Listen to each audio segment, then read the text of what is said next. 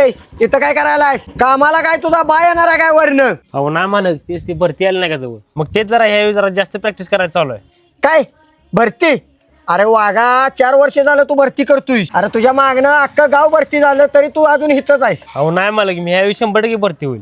ए कुणाचं बिन भरती व्हायचं काम नाही. त्याला का नाही तेवढी लायकी लागते लायकी. आणि आपली लायकी काय आहे?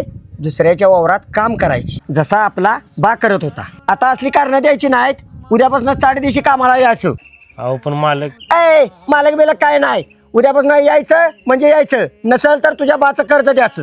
दुसऱ्या अरे दुसऱ्या काय रे भाऊ, काय झालं? अरे काय झालं म्हणजे एवढ्या दिवसाला प्रॅक्टिसला का नाही आलास?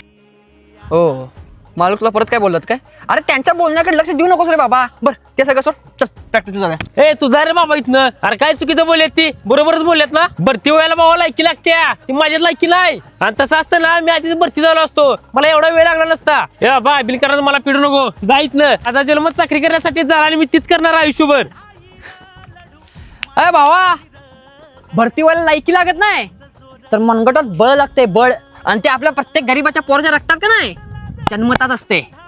कळालं काय? पण भाऊ तुला एक गोष्ट सांगू काय, या सगळ्या लोकांना माहिती आहे की तुझा दम आहे, तू भरती करू शकतोयस. म्हणून ही सगळी लोक का नाही तुला खाली पाडण्यासाठी मुद्दाम बोलणार. पण जेव्हा तू वर्दी करून यांच्या समोर येणार ना, हीच सगळी तुला उठून सलाम करणार. कळालं काय? गालाय. अरे मग कधी बसणे प्रॅक्टिसला? अरे मग वाट कसली बघतोयस? चल आताच. 10 बजी